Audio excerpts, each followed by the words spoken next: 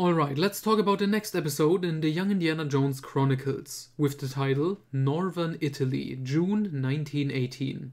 We begin with the old Indy bookends, as usual. This time we start in a random parking lot and two guys are just arguing over a specific spot, which Indy then takes. And they are both angry, and Indy is explaining to them that they are idiots and they just forgot, like, the main thing. They were too busy being, angry at each other. Which reminds him, naturally, of a story. And then we get another young Indy in World War I episode. But this one is special because this one is Indy fighting for the love of a woman against Ernest Hemingway. Which is special because Hemingway is a character in the show. He has already appeared as a main character in Mystery of the Blues, the second episode there. And he had a cameo in the New York episode as well. So he has already been established to be a friend of Indy, and this is basically a prequel, if you will, explaining how they first met and became friends. And it's great. That actor who plays Hemingway, he's just fun, he has good chemistry with Flannery, and this episode just works.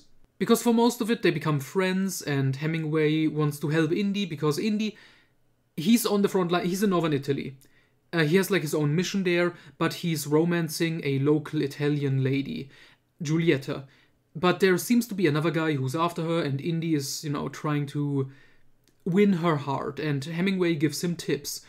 And eventually it turns out, that other guy is Hemingway himself, and they didn't know that, and then they start fighting with each other, and it's fun. It's very comedic. The comedy in here is some of the best in the entire show so far.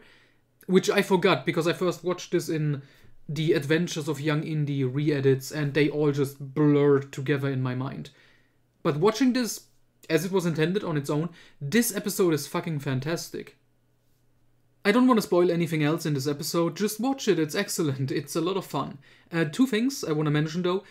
Young Indy is in a disguise at the beginning, and for his military mission that is going on. It's not that important really, but he's dressed with like an eye patch, and I like it because it's like a nod to like old Indy also having an eye patch. Obviously with young Indy it's just a fake, it's a costume, but it's fun. It's a fun little detail. And then also Sean Patrick Flannery talks a lot of German in this episode, which I will give him props. I could understand what he is saying. And for someone who I assume, I don't know enough about Flannery, that he doesn't speak German. I guess he just learned these lines for the show. That's what I'm guessing.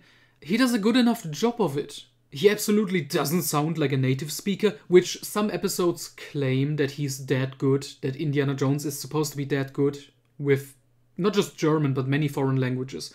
And it's just like, no, sorry, not really. The American accent is very, very much there, and it's always funny. But yeah, I give props where it's due. It's pretty good, it's understandable. It's better than in most Hollywood movies, at least. So yeah, I would absolutely recommend Northern Italy, June 1918. This has become now one of my favorite episodes. Again, I forgot how good this one actually was and how funny. Honestly, this episode is much funnier than the one that is supposed to be comedy, like the New York episode, at least the first one there. This just works, and it's because the two main guys, Flannery and whoever is playing Ernest Hemingway here, they just have chemistry, and it's fun watching them be friends and also enemies in this scenario. And next time we're gonna talk about a big one. It's 2 episodes cut together, which, unlike Mystery of the Blues or Scandal of 1920, they weren't really released in the original format, so I have to talk about it as like the one TV movie length episode, I guess. Young Indiana Jones and the Phantom Train of Doom.